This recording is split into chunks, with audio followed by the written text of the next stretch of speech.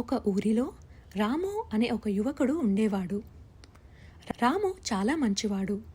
కానీ అతనికి ఒక బలహీనత ఉండేది.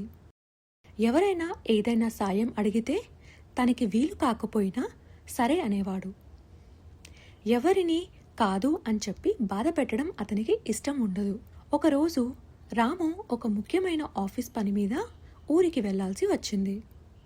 సరిగ్గా అదే సమయంలో అతని స్నేహితుడు సోము వచ్చి, రాము, నాకు అర్జెంటుగా వేరే ఊరు వెళ్ళాలి, నా బైక్ రిపేర్లో ఉంది, నీ బైక్ ఇస్తావా అని అడిగాడు.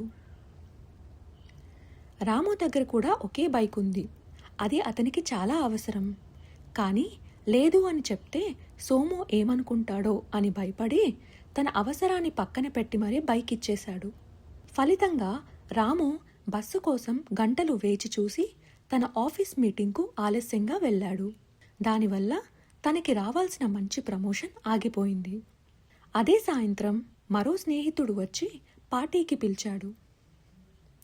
రాము అప్పటికే అలిసిపోయి ఉన్నాడు, విశ్రాంతి తీసుకోవాలి.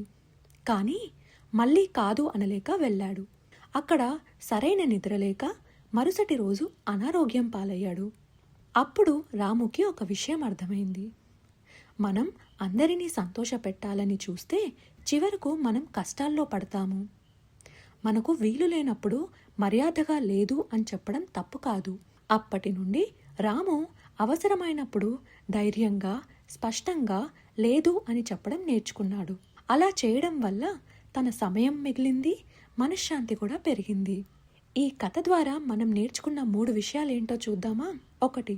నీ సమయం నీకు ముఖ్యం, ఇతరుల కోసం దాన్ని వృధా చేయొద్దు. 2. అబద్ధాలు చెప్పకుండా మర్యాదగా క్షమించు, ఇప్పుడు నాకు వీలు పడదు అని చెప్పడం అలవాటు చేసుకోవాలి. 3.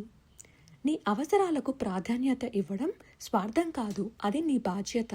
మరి మీకు ఈ కథ నచ్చిందా? అయితే సౌమ్య స్టోరీస్ అనే ఛానల్ని సబ్స్క్రైబ్ చేసుకోండి.